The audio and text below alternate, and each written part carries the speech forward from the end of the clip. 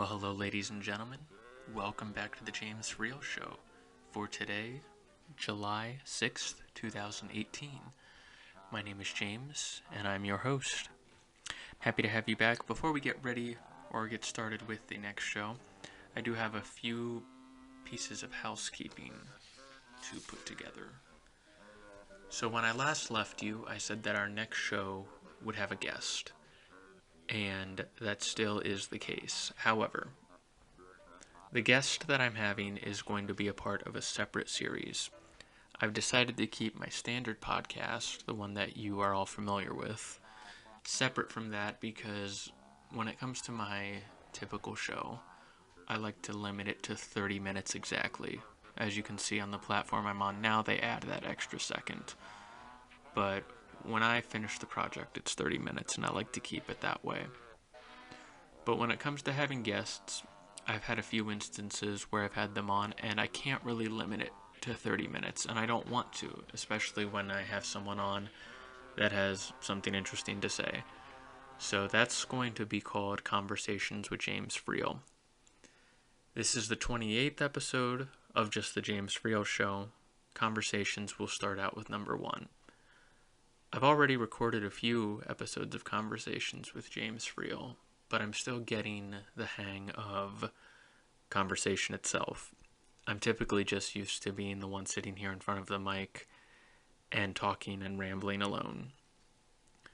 So rest assured, assuming that my interview goes well tonight, everything will go as planned as I described in last week's show. So, as we started last week with the new segment, News for the Uninformed, let's go with that. So the date is July 6, 2018. Tariffs put in place against China by the Trump administration are now in full effect as of midnight last night. The president commented that trade between our nations has been very unfair for a very long time. Chinese authorities quickly retaliated with equivalent tariffs on the $34 billion worth of imported U.S. goods, previously promising as ranging from vehicles, soybeans, beef, and other agricultural products. In sports, it is official. LeBron James has signed a 4-year contract with the Los Angeles Lakers after opting out of his contract with the Cleveland Cavaliers last week. It's interesting how News for the Uninformed stays serialized. And in pop culture, singer-songwriter Elvis Costello has been forced to cancel the remaining 6 dates of his current European tour on medical grounds. His doctor has strongly advised him to take a break from his current tour itinerary and rest after a intense surgery. I'm a huge fan of his, and while that may not have been the top news in pop culture, it is to me. It's my show. I can talk about what I want. And, you're probably not even listening past that. So that is this week's news for the uninformed. The uninformed, of course, as a reminder, is me. If you are listening to this, well, chances are you're not informed either, because this is a very fringe thing. The target that I go after generally isn't, well, if you listen to my show, you'll notice that it isn't the most informed. I'm referring to myself. I don't mean, if you're listening, thank you, and I don't think you are uninformed. You might be. Someone who's found a fringe show like this, I'm sure they have better things to do with their time, but I guess I couldn't get away completely from the self-deprecation. Another piece of information that I'd like to state is I'm trying to work better on my ums. I give a lot of ums when I talk, so you may hear more pauses, and really that's just me pausing to prevent myself from saying So it could be, I don't know, regardless, I think you'd rather hear silence than an because those are annoying, especially when they happen probably at least 2 or 3 times every 30 seconds. So that's that. So this past week, we had the 4th of July, the founding of America, the ratification of the Declaration of Independence. And the 4th of July is my 4th favorite holiday, and I didn't mean that in any pun-intended way. It has been, and frankly, it's the last holiday that I would rank as relevant on my list. For me, For me, my favorite holiday is Thanksgiving, followed closely by Christmas, followed by Halloween, and then the 4th of July. Any holiday after that, eh, there's nothing special. The other holidays don't really have a vibe for me. Thanksgiving always seems to have the same vibe. It always seems to. And Christmas is in the same ballpark, but Thanksgiving, it never fails to be the same. 4th of July, also for that matter, seems to be the holiday that always comes around the quickest. Many times people think, "Wow, we just had Thanksgiving, we just had Christmas. I can't believe Halloween decorations are already up." I always find that that seems to be most prominent with the 4th of July. I guess it's because it's summer, and summer just flies by so fast, especially if you're younger. At least that's all I would know. I'm still relatively young. But 4th of July was on a Wednesday this year, and that really threw my schedule around, or it really it's an odd time. I saw a pretty humorous meme about how it was on a Wednesday. Well, it stated something to the effect of, "Well, it's on a Wednesday, so when do we celebrate? When do we drink? Do we do it the day of, the weekend after, the weekend before, the whole week, the whole month, the whole year?" I found that amusing, and that really does encapsulate how odd it is to have a holiday on a Wednesday. But the 4th of July, you can't move it. I mean, by its very nature, it is the 4th of July. That's when you have to celebrate it. I prefer it on a Wednesday to a Sunday. Sunday would just mess everything up. But my favorite thing to do, and I did that this year, I think I've done this the past, I guess I've only really done it this year and last year, but I would like to continue to do it, is watch the musical 1776 on the 4th of July. I think that is, this is the video adaptation of the Broadway musical. I first saw this movie in 8th grade. My history professor had put it on, and it was an extremely entertaining. I remember finding it extremely entertaining then. I was laughing a lot. There's for a G-rated movie, it certainly has a lot of innuendos, but I do think it's a good depiction from what I can see. I don't want to call myself an enthusiast on American history, but I do read a lot about American history. There's a lot of interesting things to learn about it, and a lot of what I've read is illustrated quite well, assuming it's accurate, in the movie 1776, and the characters are all made so colorful and so dynamic, and I don't think it's very likely that those characters' personality are a reflection of how they were in real life. I don't know how annoying John Adams was, or how goofy Benjamin Franklin was, but regardless, I think it's a great musical to watch, great movie to watch on the 4th of July. I will say, though, it is a bit long. How do I say this? I think they could have gotten away with maybe cutting out 45 minutes, because the movie is 2 hours and 45 minutes, and it seems to me that it's hard to keep the attention span of a child. I guess I think I was watching a director's cut of it. Regardless, that's what I like to do with my 4th of July.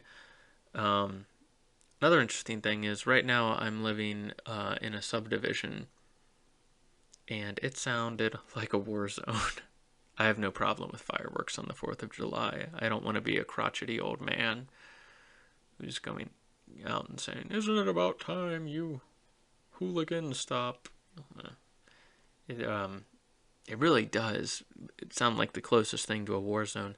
I know I always see many posts in my Twitter feed about how it can be traumatizing for soldiers with PTSD to hear fireworks because it induces memories. I don't know how similar it is, but when you're laying in bed and it sounds like your city is being annexed by Russia or something, it's an interesting way to feel. Yeah, it's easy to put yourself in that mindset, especially if you've had a long day and you're just settling down, and it's fun to put yourself in the mindset of what could be. but I'm thankful that I live in an area and a part of the world where that is not a reality. That does make my life a bit easier. So, moving on. I wish I could grill decently because I have to say I didn't really have many plans. I'll have like a 4th of July party this year, but I'm in a new area, still meeting new people, and so it was difficult I decided to stay in, watch my musical with my special lady, and I wanted to grill some hot dogs because it's the 4th of July, and I did it on a stovetop, and they weren't bad, but man, I need to learn how to do that a little better. Because what kind of man am I going to be if I ever have children and I can't grill them out? I don't want to be the kind of dad who doesn't know how to grill out. I mean, I don't want to be the enthusiastic dad who can't wait to grill out, but I want to be competent in the kitchen and outside. That's something I got to work on. So that was my 4th of July. Mediocre hot dog. 1776. House sounded like a war zone. I didn't go out to any fireworks because I got to tell you, in Toledo right now, it is hot. And a lot of times people think you get this north of Ohio, it should be cold. Normally it is. I mean, I've only been here so long, but it has been very, very hot out. And oh, this is such a thing for me to do, to sit here and just ramble about the weather. That seems to be the only thing anyone ever wants to talk about. Yesterday, I went into a liquor store. I really just went in for a soda. I do enjoy adult beverages, but it was hot, a long car trip, and I can never just go into a liquor store and get what I need. I like to look at everything. I'm fascinated by prices of liquor because they vary so much. And I was interested to see certain prices here, but I was standing in front of the whiskey aisle, and a man came up to me. He had like a tank top on, or not a tank top, an orange wife beater, and he had a glass of beer in his hands. I guess this particular liquor store also was licensed as a bar or something because it was able to serve alcohol. And he had clearly had a few. And he started asking me, he said he was going to New Jersey. And he had this 64-ounce flask. And he wanted to know if he could use it. I don't even remember if he meant as a carry-on or check it. And I don't fly very much. And he's like, I do. And I'm like, oh, he was a funny guy. He asked for some advice on whiskey, and I do enjoy bourbon quite a bit. It's one of my favorite spirits. It is my favorite spirit. And he says, I want to bring out something nice to my friends, but they're not big whiskey drinkers. And I said, well, if you're looking for something a little above average, I think something that's user-friendly would be Gentleman Jack, because it's pretty much just Jack Daniels, but even smoother. And so he ended up going with that, and he, at the same time, another man about my age was on the other side of him, and I told him, well, good luck with that, and he still hadn't figured out whether or not, I didn't have an answer to his question as to whether or not he could bring a flask on. And at one point, his wife came in, and he explained, yeah, I'm asking him, he doesn't know, though. And then she looked at me and went, oh, well, do you have red wine here? Thinking I worked there. And in fairness, I did have khaki shorts and a black polo shirt tucked in. So I suppose a reasonable person could look at me and think that I was an employee there. But they were very polite, and I hope he has a good time on his trip. I don't remember when he said he was going to leave, but he was an interesting character. I hope the other gentleman who he asked after me had told him, yeah, you can bring that on. He explained that. He didn't sound very confident in his answer, but informed him, yeah, you should be able to bring that on if you just put it in a bag or something as a carry-on. I hope whatever he says is correct, because I don't want that man to miss out on whatever he's going to bring. A 64-ounce flask, though. Hoy, that's a lot. Hope the inside of it's clean, because he bought one of the, like, 1.5-liter sized bottles of Gentleman Jack, and oof, that'd be unfortunate if he had to lose that, because I think that was like $50 or $60. Whatever. Alright, let's move along here. Today I got my hair cut, and I always put off getting my hair cut too long. Oh, James, you think people want to hear about your haircut? If they've listened to this far, I think they know what to expect at this point. So yes, I will be talking about how I got my haircut today. And I always, like I was saying, I always put it off far too long. Not quite, I don't ever put off getting my oil changed. That's always a very important thing to me. But I always put off getting my haircut to the point where everyone notices that I got a haircut, and I don't like that. I'm sure there are a lot of people out there who go on like a monthly, they get like their haircut every month. That'd be insane for me. That's expensive. That's really the biggest factor, is how expensive it can be to get your haircut. And I go to the corporate chains, and I don't want to name any names because I might be able to pick up a sponsor. No, just kidding. No. So I go to a corporate chain that I always expect a little more. It's a little better than, it's always a grab bag whenever you go to get your haircut there, at any of them. Some are better than others, but I will tell you a certain company who has a certain special for $5.99, which is an institution I will not patronize unless they're doing that. And every time I see that sign, I think, hey, maybe this time it won't be the worst haircut of my life. And I've never been disappointed. It always is the worst haircut of my life. You get what you pay for, though. They bring you in there like a corral, and what's that joke from? I already get my haircut at the Cut-in Corral. Anyway, I did not go to that specific one. I went to one that always has been a slightly better in quality. I was a little disappointed with them today. But my problem is, I do like conversation, but I get intense. I don't get intense.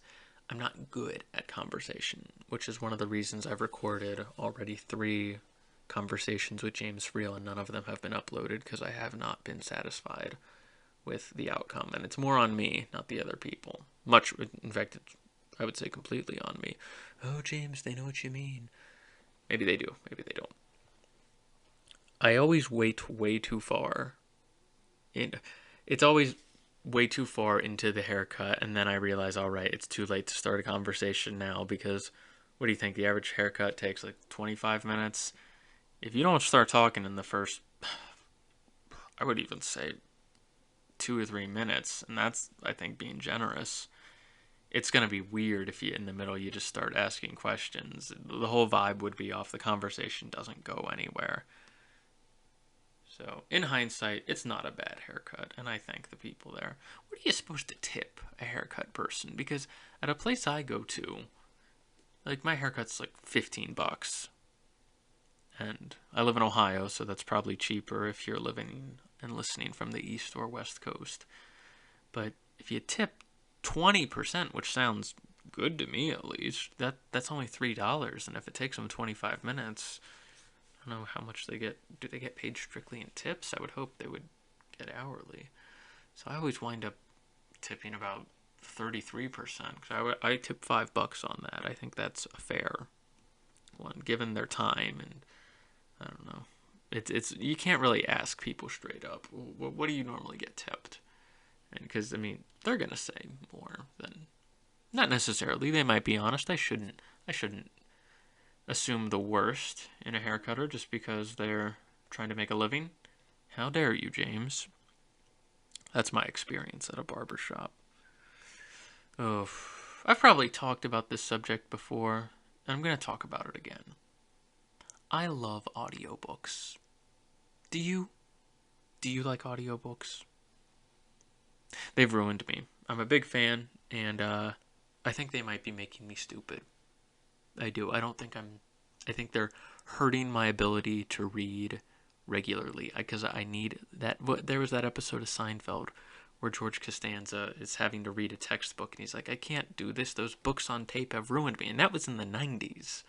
I need that voice. And when I look into, there are certain apps that can help you increase the speed of your reading. And they say that voice in your head is only slowing you down. You need to be able to look and comprehend without having to hear. And that's what's ruined me with audiobooks, is I always need that voice. So maybe they are making me stupid. Maybe they've ruined actual reading for me. I don't know. If they have, I guess that's the world I'm going to have to live in, because it seems like it would be extremely hard to try to put that genie back in the bottle, to try to actually understand or get back to a time when reading was that simple or that second nature. I was never that good in elementary school. They have that accelerated reader program in elementary school. I was not good at that. I was okay. No, I wasn't. I did the bare minimum. You had to read a book, and then they would test you on how much you remembered from it. Oof. Man, there was this kid, well, he's someone I still know, and he's going to be on the show later. He earned like an unbelievable amount of points. Like the books I would do, they'd give you like a half a point if it was like a picture book. It was probably a really good system. I just didn't apply myself because I'm me.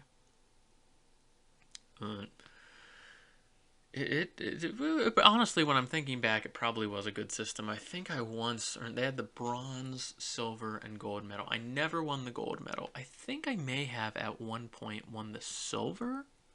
I know I won the bronze a few times, but I always only did the bare minimum. Those were exciting days in elementary school. You had awards assemblies. I don't know if you had those. We had those at mine. I got a decent amount of awards. I always felt bad though when. What was the awards? There was an award for. This was already the start of everyone gets a trophy, but so they gave out the gold, the silver, the bronze, and then they gave out an award for someone who just missed getting a medal. And then below that, it's like, okay, these people, they didn't get a medal, they didn't quite miss it, but they still did a good job, and we think they deserve to be recognized. And it always seems like everyone wound up getting something. Although I do remember a time there was someone who didn't get an award, and that was awkward. And it's like, oof. That's why we started giving out awards to everyone, not for the kids' sake, but for our own sake, because it's hard to tell kids, hey, you can change it. I don't know, I'm not touching that subject. I'm trying to move away from controversy here on the James Freel Show. Oh, well. I don't think, the upshot I was trying to make from that long ramble was that I don't think I would pass college if not for computers. If I lived in the 70s or 80s when computers were not easily accessible, I do not think I would pass in college. I think I would probably just have to go into a trade, try to find a good union job. But my college experience was weird because I majored in philosophy, and I had to do a lot of reading. And as I had told you, audiobooks had already done their job. They had already ruined me. So what I would do is I would take my textbooks or philosophy books, and first I would look and see if there was an audiobook on it online. Typically there wasn't, because they're poorly written books. They're hard to understand. And so what I would do is I would scan them and turn them into a PDF file. And then I had this software called Natural Reader, and it would read it to me. And I would have to read through it 2 or 3 times before I had sort of a hint of what was going on. But at a certain point, I was able to figure out what classes I could get away with not reading, what classes I couldn't. Yeah, college was a crazy time for me in that respect. There were some really good reads. There's a book I would recommend, especially even if you're not like enthusiastic about philosophy, but you are just looking to read something. David Edmonds' Would You Kill the Fat Man? There's a lot of memes going around now about the trolley dilemma, and I'll just run it down for people who don't know. There's a train coming. There are 5 people tied to it. You're standing next to a lever. If you pull the lever, it will divert the track that the train is heading towards the 5 people, but it will place it towards one individual. Would you pull that lever? And so you could either let it kill 5 people, or you can pull the lever and it'll go and kill 1 person. Do you pull that lever? And the book's all about the different dilemmas, and it also talks about realistic applications of the ethical implications from how you answer. There's a lot of people who say pulling it is murder, and I think there are fair arguments on both sides as I triangulate the issue. But that's an interesting read. If you are interested in reading more about that, I would highly recommend that book. I think it's one of my favorites, and it was one of my favorites because it was user friendly. It's much more easy and entertaining to get through that and write a report on it than it is to try to claw your way through Kant's Critique of Pure Reason, because that was a nightmare trying to read through that.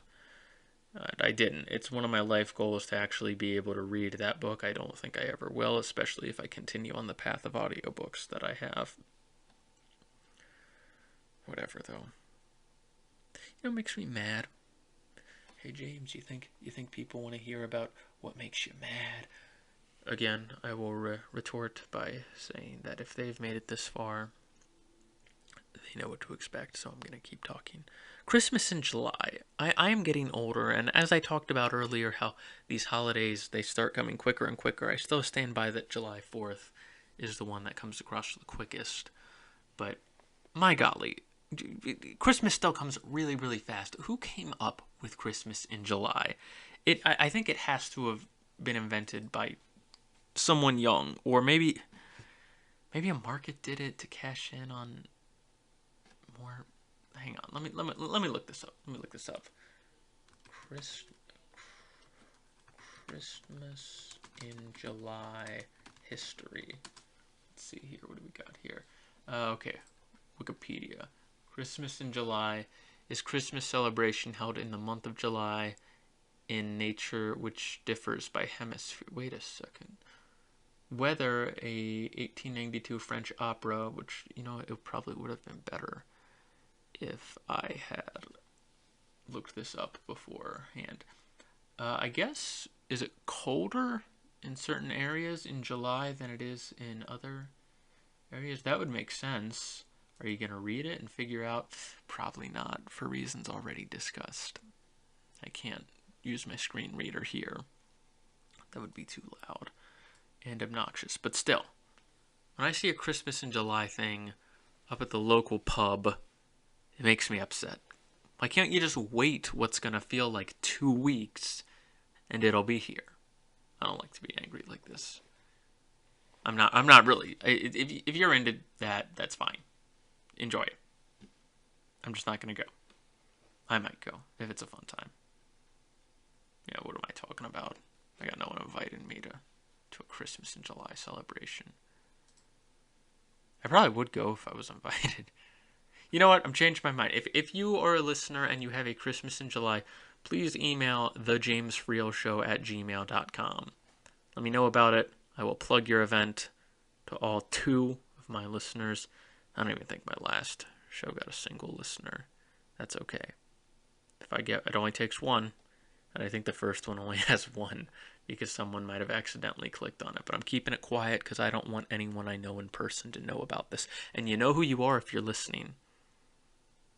The word's starting to get out in my personal circles that I do this, and I'm trying to keep it away on the DL because, let's be honest, this isn't exactly something you want on your resume. It's kind of a cringy ordeal, and I can be self-deprecation aside.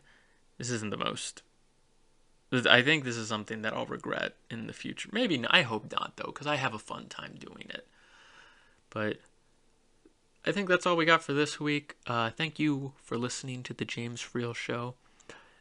Keep an eye out for conversations with James Freel. I have one coming up in a matter of about a little over 2 hours. The first one that will hopefully go up. He will be here shortly, and we will enjoy it. That show will go up as a number 1. It will have a different theme song. Same theme. Well, different song, same theme. The old 20s little record. All right, ladies and gentlemen, thank you very much. This has been the James Freel Show for July 6th, 2018. I will see you next week. Take care. Bye.